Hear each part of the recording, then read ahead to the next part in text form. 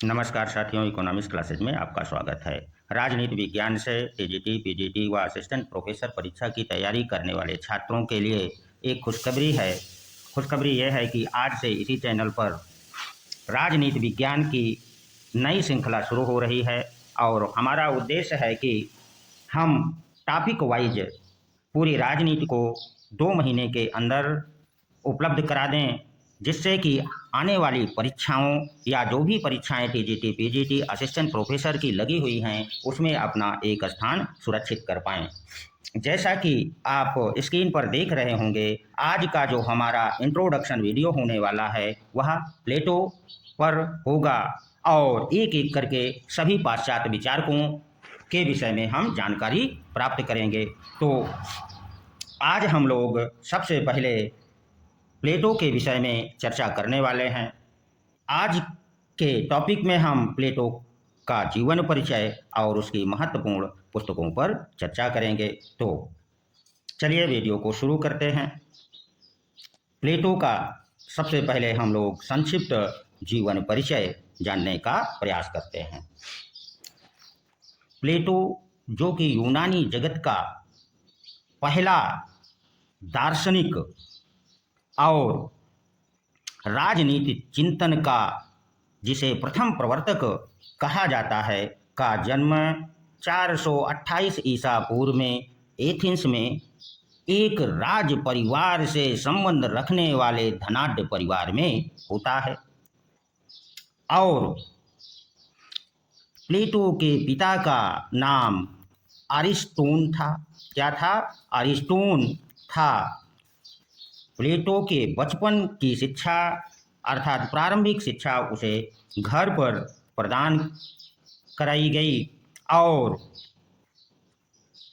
प्लेटो, जो कि कुशाग्र बुद्धि का बचपन से ही था और उसके व्यायाम के शिक्षक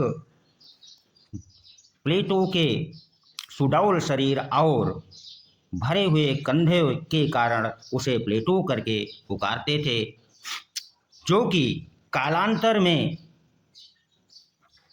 प्लेटो नाम से उसको प्रसिद्धि दिलाता है। जबकि प्लेटो का वास्तविक नाम अरिस्टोक्लीज था। क्या नाम था? अरिस्टोक्लीज था। बचपन में जो प्रारंभिक शिक्षा प्लेटो घर पर प्रदान करने के बाद उसे आगे की शिक्षा के लिए उस समय के महान विद्वान व शिक्षक तथा दार्शनिक सुकरात के विद्यालय में उस समय भेजा जाता है, जब प्लेटो की आयु 20 वर्ष की होती है। प्लेटो सुकरात के विद्यालय में 8 वर्षों तक सुकरात के सानिध्य में रह करके विभिन्न विषयों की शिक्षा प्राप्त करता है। विभिन्न विद्वानों का ऐसा मत है कि प्लेटो का जो प्रारंभिक उद्देश्य था वह राजनीतिक जीवन में प्रवेश करना था और शासक बनना चाहता था, किंतु 399 ईसा पूर्व में जब उसके गुरु सुकरात पर युवकों को भड़काने तथा कानून के उल्लंघन का आरोप लगाकर उसे मृत्युदंड दे दिया जाता है, तो इस घटना से प्लेटो को बहुत आघात पहुंचता है।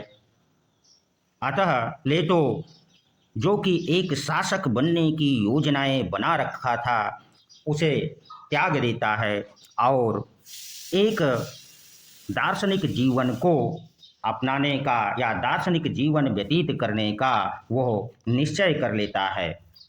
इसी घटना का उल्लेख फोस्टर, एक विचारक हैं, फोस्टर, जो लिखते हैं कि प्लेटो के जीवन में 399 ईसा पूर्व में एक नया मोड़ आया, जब वह 28 वर्ष का युवा था तथा इसी घटना को लेकर मैक्सी एक विचारक हैं। कौन विचारक? मैक्सी एक विचारक हैं, जो लिखते हैं कि प्लेटो के रूप में सुकरात पुनः जीवित हो गया। आपसे अक्सर परीक्षाओं में यह वाक्य पूछे जाते हैं, इसलिए बड़े ध्यान से अपनी नोट्स में इन वाक्यों को आप लोग नोट्स में लिख लीजिए।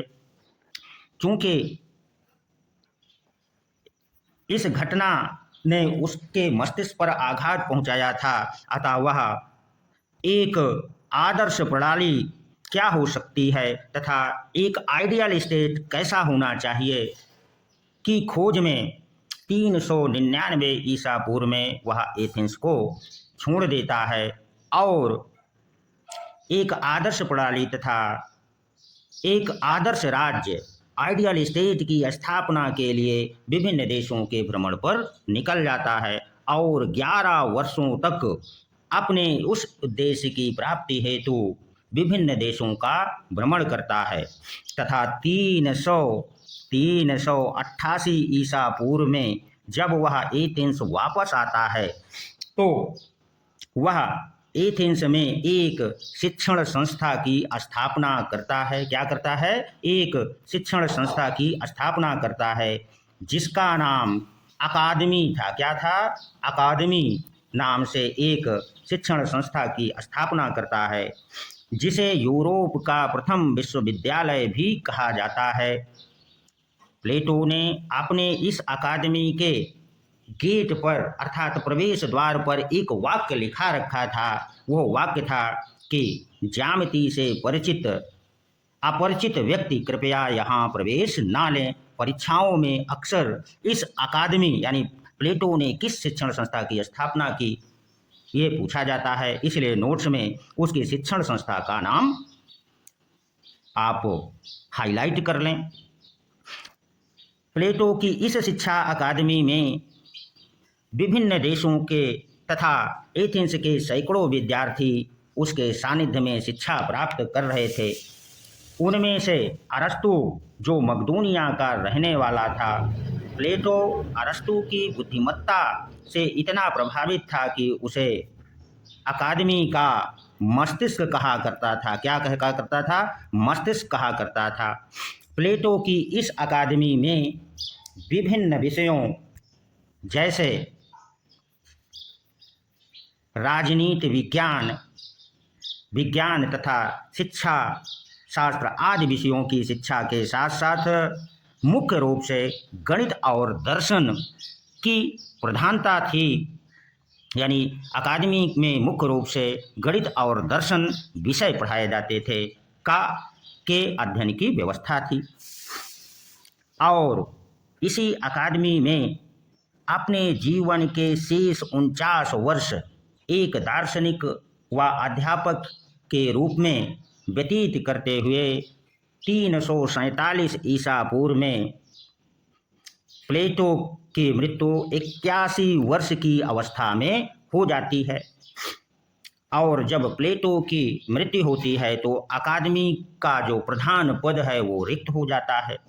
ऐसी स्थिति में अकादमी के सबसे योग्यतम व्यक्ति जो कि अरस्तु था प्रधान पद प्राप्त करने की इच्छा रखता है, किंतु यह पद उसे नहीं प्राप्त होता बल्कि प्लेटो के भतीजे को प्राप्त हो जाता है, जिससे अरस्तु निराश हो जाता है और अकादमी को वह छोड़ देता है और अपने देश मकदूनिया लौट जाता है और वहाँ पर अकादमी की एक शाखा खोलता है जिसे लीसियम कहा जाता है।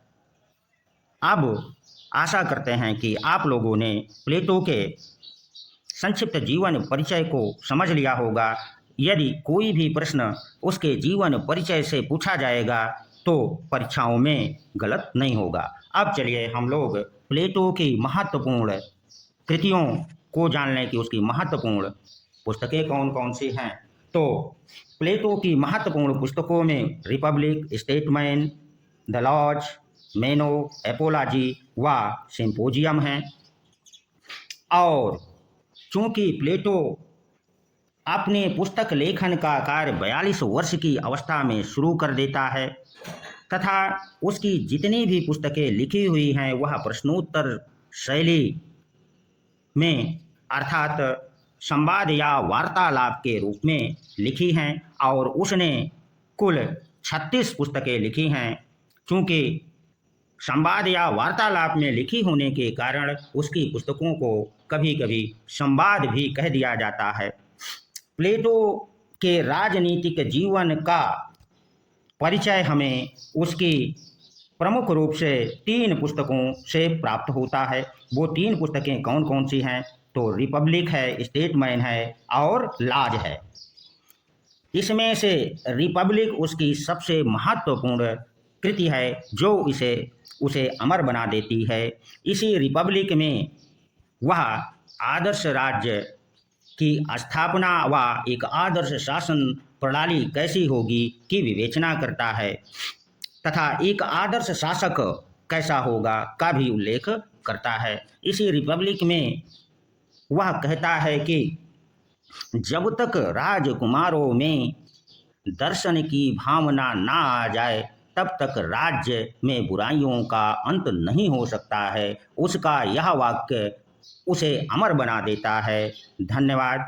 आशा करते हैं कि आपने प्लेटो के जीवन परिचय और उसकी महत्वपूर्ण पुस्तकों को जान लिया होगा और यदि उसके जीवन परिचय और महत्वपूर्ण पुस्तकों से कोई सवाल टीजीटी, पीजीटी या असिस्टेंट प्रोफेसर से पूछा जाता है तो आप उसका सही उत्तर दे करके आएंगे।